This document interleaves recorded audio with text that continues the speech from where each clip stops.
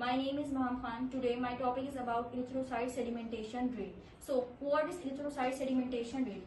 ESR measured the rate at which red blood cells settled in a test tube over an hour. मतलब red blood cells एक घंटे में हमारे जो test tube के अंदर जितने भी नीचे सेटल्ड होते हैं उसको हम ESR यानी erythrocyte sedimentation rate कहते हैं. It is a non specific test use to detect inflammation in the body.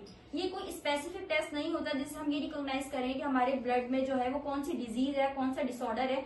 ये टेस्ट जस्ट ये हमें इंडिकेट करता है कि हमारे ब्लड में जो है कुछ इन्फ्लेमेटरी प्रोटीन्स आ गए या कोई ऐसा डिसऑर्डर आ गया जिसकी वजह से हमारी बॉडी प्रॉपर रिस्पॉन्स नहीं कर पा. Commonly use in diagnosing infections, autoimmune disease and chronic. ये ESR जो है हमारा जस्ट ये इसकी कुछ नॉर्मल वैल्यूज होती हैं. ये इंडिकेट करता है कि अगर ESR की नॉर्मल वैल्यू से वैल्यू ज्यादा आती है तो हमारे ब्लड में कोई इन्फ्लेमेटरी प्रोटीन है या कोई डिसऑर्डर आ गया या ब्लड कैंसर है. To tell you about the principles of ESR test. Rolex formation, coil stacking arrangement of RBCs. तो जो ये ट्यूब में होता है ब्लड, उसमें जो RBCs होते हैं उसकी जो अरेंजमेंट होती है वो स्टैक लाइक होती है, कॉइल स्टैकिंग की तरह. तो उसको हम रोलेक्स फॉर्मेशन कहते हैं.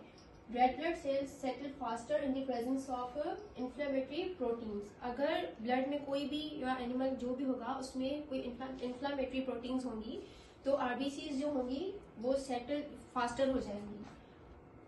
The faster the segmentation the higher the ESR value. जितनी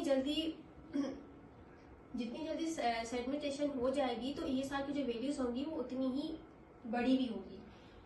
और जो ESR होता है वो मिलीलीटर पर आवर में मेजर किया जाता है. जो हमारा पेशेंट या हमने एनिमल की बॉडी से ब्लड निकालना होता है, जो कि हमने निकाला था बोर्ड से, अब हम सेकंड स्टेप पे आ जाते हैं जिसमें हम उसमें एंटीकोगुलेंट मिक्स करते हैं. हम थर्ड स्टेप पे आ जाते हैं, उसमें हम जो है जो ट्यूब है वेस्टेजन ट्यूब उसमें जो है सैंपल को डालते हैं. फोर्थ स्टेप में हम ये करते हैं कि उसको हम स्टैंडर्ड कंडीशन पे रखते हैं यानी वर्टिकल रखते हैं ताकि वो अच्छे से सेटल डाउन हो सके. फिफ्थ स्टेप में इंक्यूबेशन होती है यानी हम उसे 1 घंटे के लिए बिल्कुल भी डिस्टर्ब नहीं करते हैं, अनडिस्टर्ब छोड़ देते हैं. लास्ट स्टेप मेजरमेंट का होता है जिसमें हम रिजल्ट देखते हैं कितनी जल्दी जो है या कितनी देर से जो RBCs हैं वो सेटल डाउन हो गए बॉटम में टेस्ट ट्यूब की.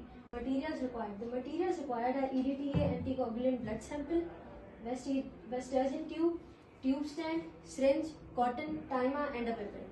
Moving on to the procedure of ESR. तो ESR के प्रोसीजर में हम सर्टेन स्टेप्स को फॉलो करते हैं. पहला हमारा जो बेसिक स्टेप होता है वो है ब्लड कलेक्शन. हम एनिमल से उसकी जुगुलर वेन से हम ब्लड को कलेक्ट करते हैं. अराउंड 2 to 3 ml ब्लड हम कलेक्ट करते हैं.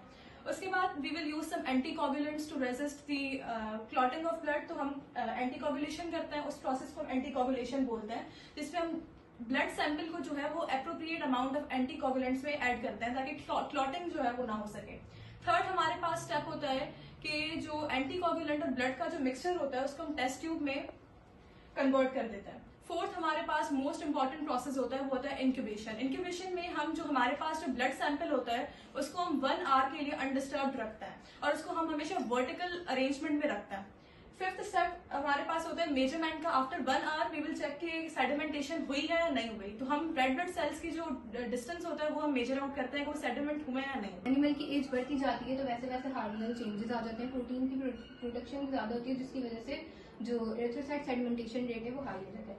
As compare to male, female में जो है वो एरिथ्रोसाइट सेडिमेंटेशन रेट वो हाई पाया जाता है. वो इस वजह से हार्मोनल चेंजेस होते हैं. प्रेगनेंसी की बात करें तो वही बात आ गई कि जो प्रेगनेंसी फेस करते हैं एनिमल तो जब भी उनका जो ESR है वो हाई होता है. इन्फेक्शन या फिर इन्फ्लामेशन अगर हो तो बहुत ज्यादा प्रोटीन प्रोड्यूस करती है जिसकी वजह से जो प्रोटीन है वो RBC के साथ बाइंड हो जाते हैं और उन्हें क्लम्प कर देते हैं टुगेदर. तो जाहिर है एक साथ हो जाएंगे तो वो जल्दी जल्दी नीचे सेटल होंगे. टेम्परेचर जब हाई होगा तो ESR हाई होगा, जब टेम्परेचर लो होगा तो ESR लो होगा. एरिथ्रोसाइट सेडिमेंटेशन रेट जब इंक्रीज हो जाता है तो ये बहुत सारी डिजीज भी काज करवाता है. जैसे इन्फ्लामेशन है. इन्फ्लामेशन स्मोकिंग की वजह से भी हो सकता है. जब हमारे रेड ब्लड सेल में डिस्टर्बेंस हो जाती है तो इन्फ्लामेशन हो जाती है जिसकी वजह से ऑटो इम्यून डिजीज कुछ काज करवाते हैं. और कैंसर भी कुछ एबनॉर्मल सेल्स की वजह से होता है जो कि एरिथ्रोसाइट सेडिमेंटेशन रेट जब बढ़ जाता है तभी होती है. उसके बाद है जब ESR वैल्यू जब डिक्रीज हो जाती है तो पॉलीसेथीमिया होती है.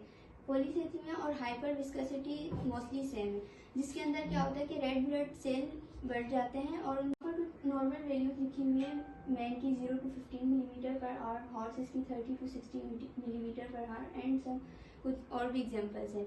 ये जो नॉर्मल वैल्यू है ESR की, ये डिपेंड करती है स्पीशी टू स्पीशी ये वैल्यू होती है, और जेंडर वाइज भी वेरी करती है, एज वाइज भी ये वेरी कर देती है। Significance of ESR helps monitor chronic inflammation conditions, for example, rheumatoid arthritis or tuberculosis.